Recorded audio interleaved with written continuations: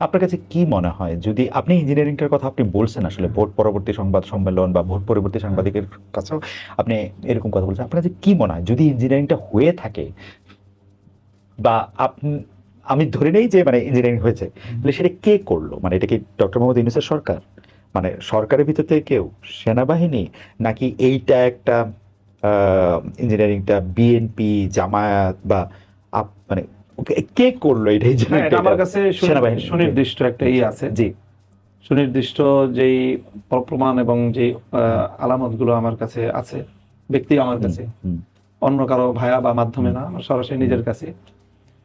এখানে কিছু তো যারা প্রশাসনিক কর্মকর্তা, হুম, যারা এটার সাথে জড়িত ছিলেন, তাদের কিছু লোক এবং সরাসরি এখানে সেনাবাহিনীর একটা প্রত্যক্ষ হুম, সরাসরি ইনভলভমেন্ট ছিল হুম, ইঞ্জিনিয়ারিং এর সাথে, হুম, এবং সেইভাবেই সেনাবাহিনীর নেতৃত্বেই হুম। মূলত আমার এই আসনে ইঞ্জিনিয়ারিংটা হয়েছে। এটাকে আপনি আগে প্রেডিক্ট করতে পারছিলেন যে এরকম কিছু হবে? হ্যাঁ, সেই আশঙ্কাটা আমার আগে থেকেই ছিল, আশঙ্কা আগে থেকে ছিল? আগে থেকেই ছিল।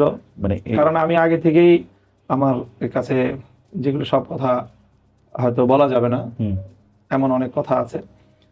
সেনাবাহিনীর আকাঙ্ক্ষা ছিল যেন আমরা বিএনপির সাথে হুম, লড়াই করি। হুম, আমি সঙ্গত কারণে নানা হিসাব নিকাশে হুম, সেটা আমি করতে পারি নাই। হুম, করতে না পারার কারণে তাদের একটা ক্ষোভ আমার হুম, প্রতি ছিল, ব্যক্তিগত আমার প্রতি, হুম, এবং সেই ক্ষোভের জায়গা থেকে, এবং হয়তো আরো হুম, আহ, দেশের বাইরের যে সকল শক্তিগুলো আমাদের বাংলাদেশের ইন্টারনাল রাজনীতিকে হুম, নিয়ন্ত্রণ করে বা প্রভাব অনেক বেশি যারা হুম, সৃষ্টি করে, তারাও অনেকে ব্যক্তিগতভাবে আমাকে চায় নাই হুম, যে আমি ঠিক ওই জায়গাটায় প্রতিনিধিত্ব হুম। করি।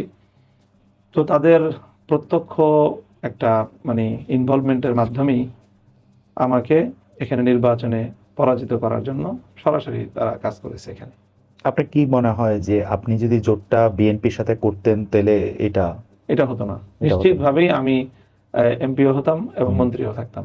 আচ্ছা। এই প্রস্তাবই আপনাকে দেওয়া হয়েছিল? এটা মানে এমন ছিল আমার কাছে অফার। তো খুবই, মানে আমি কি বলবো যে ঢাকার অন্যান্য আসনেও কি এরকম হয়েছে বলে আপনার কাছে খবর আছে? ঢাকার অন্যান্য আসনের ব্যাপারে এই ধরনের তীব্র খবর নাই, শুধু ঢাকা ৮ আসনের ব্যাপারে হুম, হুম, আমরা যেটা আশঙ্কা করি যে ঢাকা হুম, ৮ আসনের বিষয়টাতেও অনেকটা এরকম ভাবে মেকানিজমের মাধ্যমেই ফলাফলটা নির্ধারণ করা হয়েছে। হুম, হুম। আপনি কি এই ব্যাপারটা নিয়ে আপনার যে জোট সঙ্গী বা জোটের অন্যান্য নেতৃবৃন্দের সঙ্গে আপনি কথা বলেছেন? জামায়াতের আমির, এনসিপির যিনি আহ্বায়ক আছেন, তাদের সাথে কি আপনাদের এটা নিয়ে কথা হয়েছে? এত ডিটেলস কথা বলার সুযোগ হয় নাই, বা বলতে পারেন যে আমার ব্যক্তিগত বিষয় তো, হুম, আমি ব্যক্তিগত চাওয়াটাকেও যেরকম খুব বড় করে দেখি নাই হুম, নির্বাচনের আগে এবং এই জোট হওয়ার ক্ষেত্রে, এবং ঠিক এটার পরেও আমি আমার ব্যক্তিগত জায়গা হওয়ার কারণে বলেছি। হুম। তো ঠিক অন্যদের কাছ থেকে প্রত্যাশিত সেই রেসপন্সটা আমি পাই নাই। এইটা একটু কৌতূহলোদ্দীপক না যে মানে আপনি তো মানে খুবই গুরুত্বপূর্ণ জোটের খুব গুরুত্বপূর্ণ নেতা এবং আপনি সব জায়গায় ভোকাল, এমনকি আমরা দেখেছি যখন জোটের একটা আনুষ্ঠানিক ঘোষণা আসলো তখন আপনাকে একটা, আমি তো ওই সময় মানে নিউ ইয়র্কে ছিলাম কিন্তু সামনাসামনি দেখতে পারি নাই, টেলিভিশনে স্ক্রিনে যতখানি দেখেছি আমার কাছে মনে হয়েছে আপনি মানে এটা বলে না কি ফ্যাক্টরের একটা ভূমিকা আপনি হয়তো পালন করেছেন। তো সেই ক্ষেত্রে আপনার ক্ষেত্রে যদি এত এরকম হয় তাহলে জামাতে ইসলামী বা এনসিপির কি আরেকটু ইনভলভমেন্ট দরকার ছিল বা আরেকটু, এটা হ্যাঁ, আপনাকে মনে তারা হয়? হয়তো আরেকটু করলে করতে পারতেন। বাকি এখানে বিষয়টা এখানে মানে বিবেচনা করা হয়েছে হয়তো একটা সিট হিসেবে, ওকে।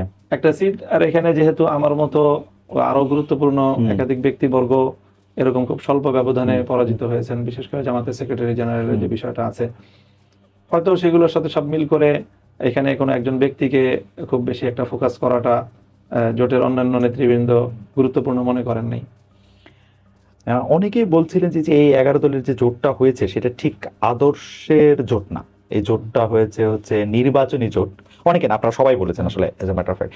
আপনি এই জোটের ভবিষ্যৎ কি দেখেন? আপনাদের পথ চলা কি এরকমই থাকবে নাকি আপনি? আমি আদর্শের জায়গা থেকে হুম, একটু কথা বলি যে হুম, আমাদের এই জোটটা ঠিক আদর্শিক না, আমি সেটা বলবো না। হুম, আমাদের এই জোটটার প্রধান মুখ্য যে উদ্দেশ্য ছিল হুম, সেটা হলো জুলাই সনদ। রাইট। অর্থাৎ জুলাই সনদের ব্যাপারে এবং জুলাইয়ের স্পিরিটটাকে বাস্তবায়ন করার ক্ষেত্রে আমি কোনো আপোষ করতে চাই নাই। মূলত জুলাইয়ের ব্যাপারে আমার এই অবস্থান এটাই আমাকে এই জোটের দিকে নিয়ে আসছে। কাজে আমরা মনে করি যে আমাদের এই জোটের যে আদর্শিক দৃঢ় যেই জায়গাটা সেটা হলো জুলাই সনদ। জুলাই বিপ্লবটাকে বাংলাদেশে আইনিভাবে, রাজনৈতিকভাবে, সাংবিধানিকভাবে যত রকম ভাবে সম্ভব এটাকে প্রতিষ্ঠিত করা, সেই চিন্তা থেকে আমাদের এই জোটের যাত্রা শুরু এবং সেটাকে কেন্দ্র করেই এই জোটটা আসলে গঠিত হয়েছে।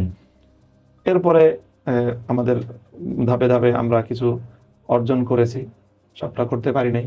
সামনে আমরা এই জুলাইকে কেন্দ্র করেই আমাদের মূলত যাত্রা।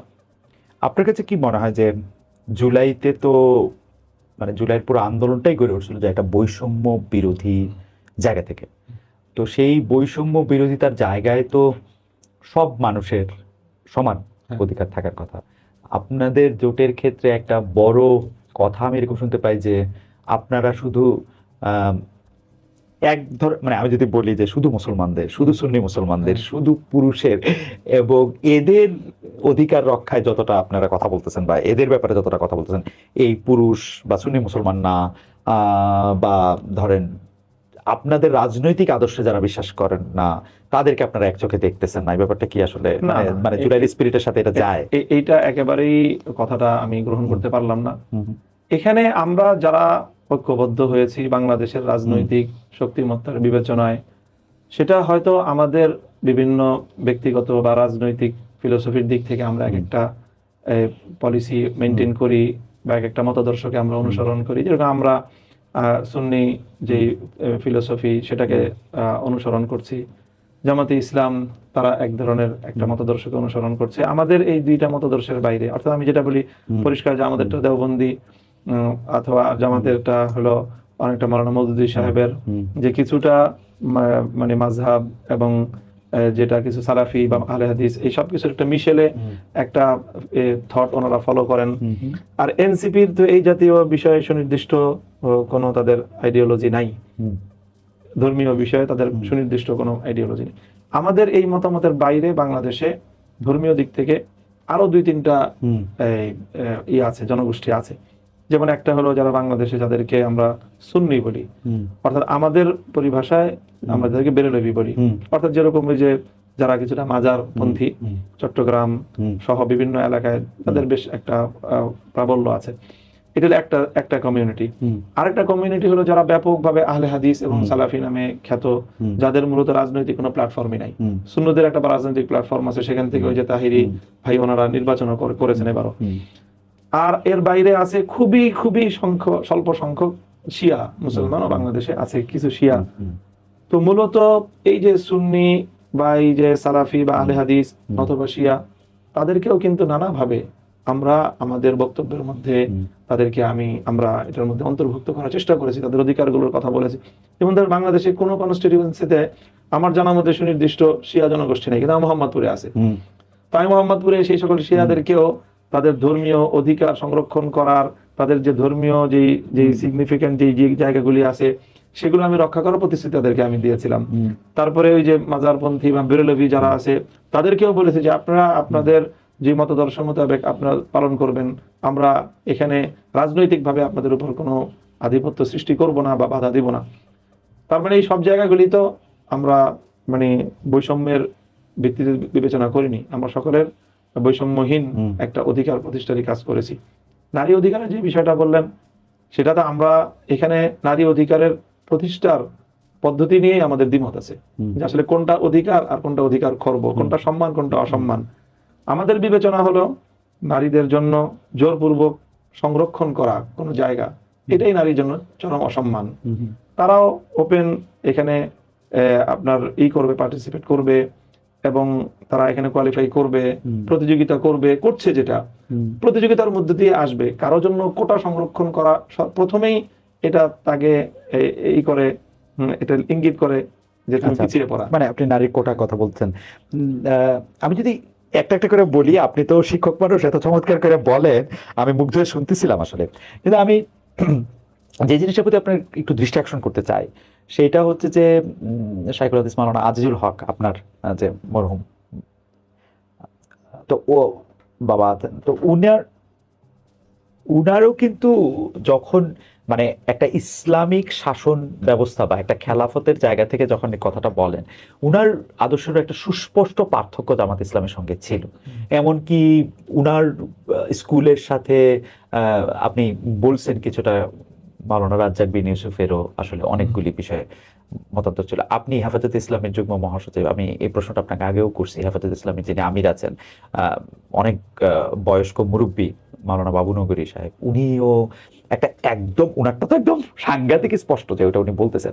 এখন এই যে মত পার্থক্যের জায়গাগুলি তো এত স্ট্রং, এই জায়গাগুলিতে আপনার কি মনে হয় যে এই প্রবলেমগুলি আগে, আমি এটা প্রবলেম বলবো না, মানে এই বিভিন্ন মতগুলি আগে ডিল করা দরকার না? যদি বাই চান্স, আমি এটা বাই চান্স বলতেছি, এখন যেহেতু ঘটনাটা এরকম ঘটে নাই, আপনারা যদি ক্ষমতায় আসতেন তাহলে আপনারা কিভাবে রাষ্ট্র পরিচালনা করবেন ওইটার কি আসলে কোনো একটা ঐকমত্য কি ছিল নাকি আপনারা একটা একটা কারণ আপনি যেহেতু নিজেই বলছেন যে আপনি 100 এদিক ওদিক সিটি আপনি আসলে প্রেডিক্ট করছিলেন, তার বেশি না, কিন্তু যদি এটা হয়ে যেত, হইতে পারতো না একটা 151 হইলে, তো সেইটা কি একটু মানে আপনি একটু ব্যাখ্যা করবেন কিনা?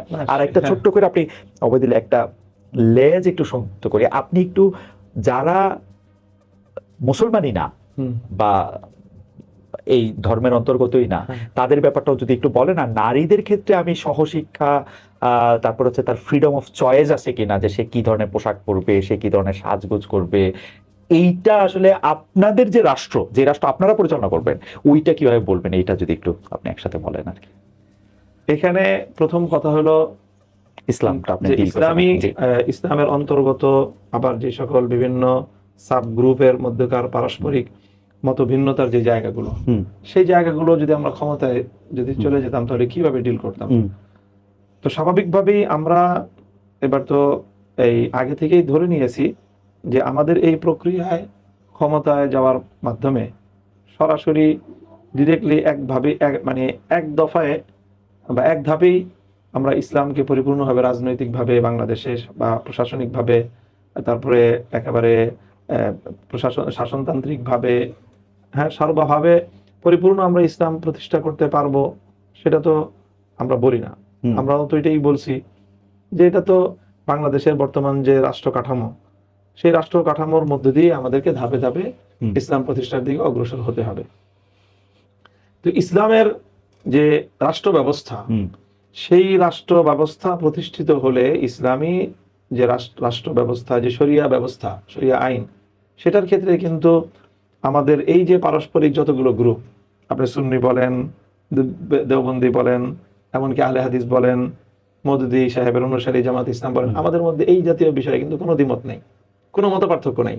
কিন্তু শরিয়ার ক্ষেত্রে তো আমি যদ্দূর দেখছি যে ইভেন মাযহাবগুলির মধ্যে আমি বড় ছোট বলবো না, আমি বলবো যে মত ভিন্নতা রয়েছে। না মানে শরিয়া যখন আপনি বাস্তবায়িত হবে, তো বাস্তবায়িত হওয়ার মূল যে পলিসি বা মূল যে পদ্ধতি, সেটার ব্যাপারে কিন্তু মাযহাবগুলোর মধ্যে কোনো পার্থক্য নেই। একটা জায়গায় পার্থক্য হবে, সেটা আমি বলে দিই।